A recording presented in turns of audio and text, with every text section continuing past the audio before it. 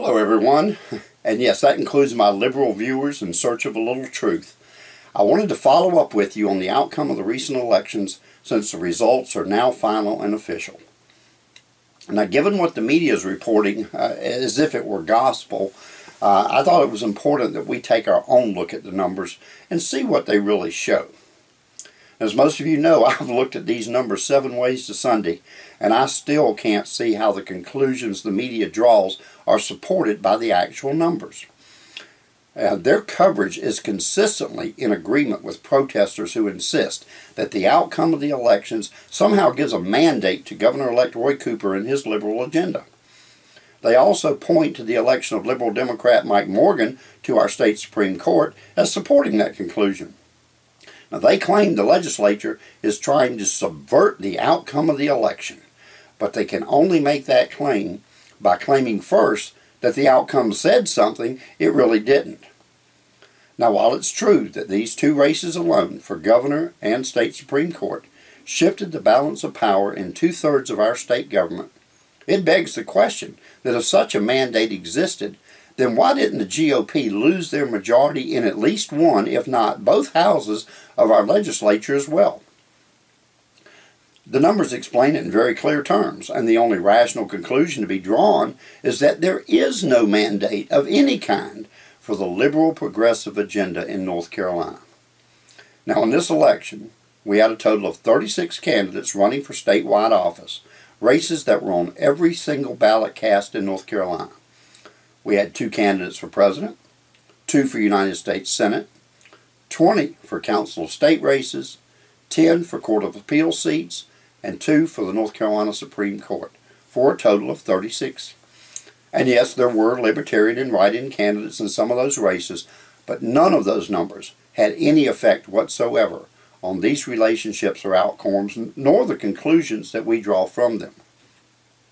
Now, this first slide shows the complete listing in rank order by total votes received. And what should concern everyone is the down ballot drop-off that shows nearly 750,000 voters who went to the polls did not cast a vote at all in our state Supreme Court race. Well, we see this merely by subtracting the top vote total from the lowest one. And whether it's a matter of I don't care, I don't even know enough about them to choose, or even my vote doesn't actually count. Friends, that's over 360,000 people who had a chance to sign on to that liberal agenda for the court and chose not to. Now, what should stand out, especially when we consider the suggestion of a mandate coming from these outcomes, is that of the top 10 candidates in vote totals, as you see here, only 1 is a Democrat. And of the top 20, 15 are Republican and 5 are Democrats. Yet the media would have us believe this tells us that this, quote, will of the people is for the liberal agenda. I think not. Now, Commissioner of Agriculture Steve Troxler came out on top among all 36 candidates.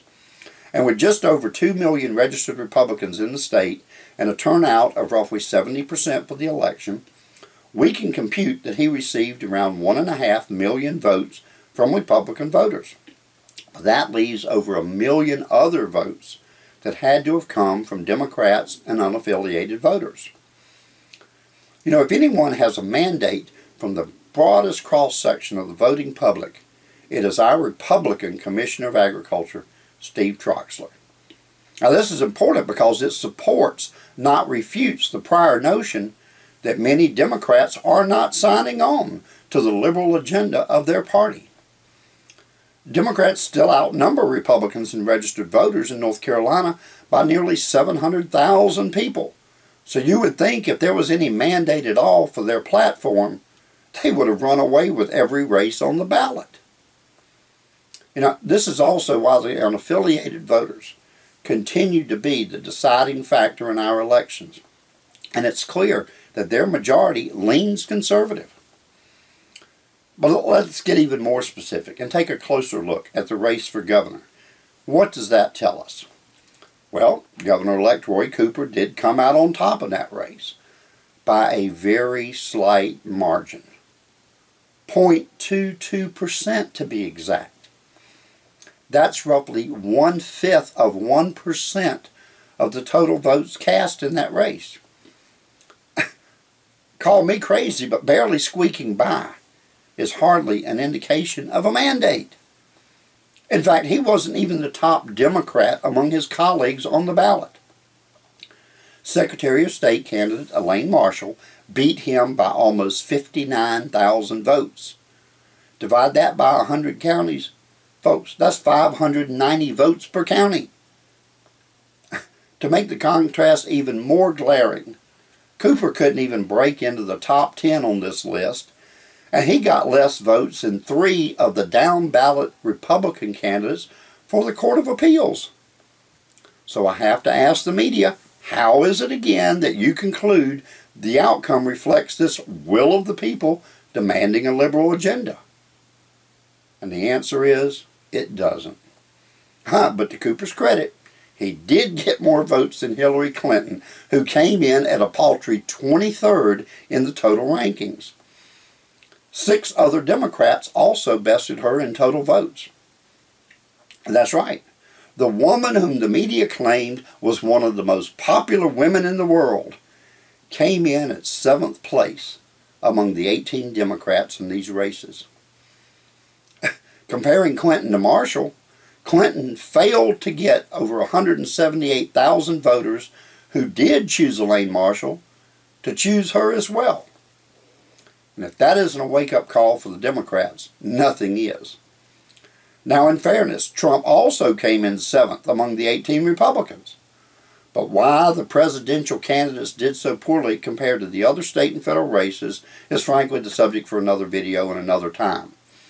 It just doesn't make sense that the Dems can lose the presidential and U.S. Senate race, they can leave a veto-proof GOP majority in both legislative houses, lose all 5 Court of Appeals races, and yet still somehow claim that winning the governor's mansion and 1 seat on the Supreme Court says it all.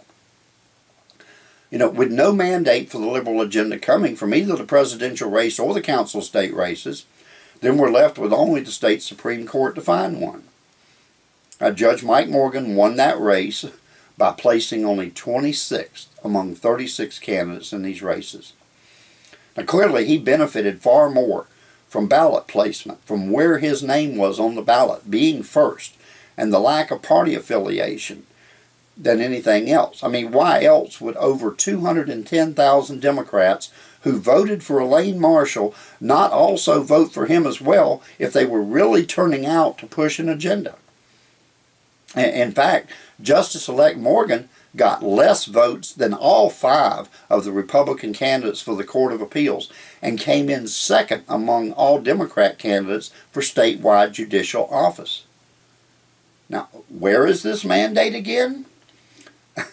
Clearly the media has its own agenda, and it has nothing to do with objective analysis or accuracy in reporting just what that, quote, will of the people was that was expressed in this election. We must continue to push back against the media's own version of fake news, and we have to do so with facts and numbers just like these. Now, despite the losses in 2 critical races this time, North Carolina is still a red state. If House Bill 2 had been the factor the left claimed it was, then why didn't those legislators who pushed and passed it get voted out of office? If the fiscal policies of the Republican majority were so damaging to our state, how did they manage to hold on to their veto-proof majority in both houses of the legislature? The truth is, they aren't, and most North Carolinians are smart enough to know it. Mandate, mandate, wherefore art thou mandate? The only real mandate is for the legislature to stay the course and continue, just as they did in the recent special session, to ensure that conservative principles remain the dominant force in our politics and are not lost to the electoral anomalies of 2 mere races among dozens. Now, fortunately, the numbers are on our side in this. Stand strong, enjoy your holidays, and be prepared to hit the ground running in January when the new legislature begins. I wish a Merry Christmas to you, one and all. Thank you.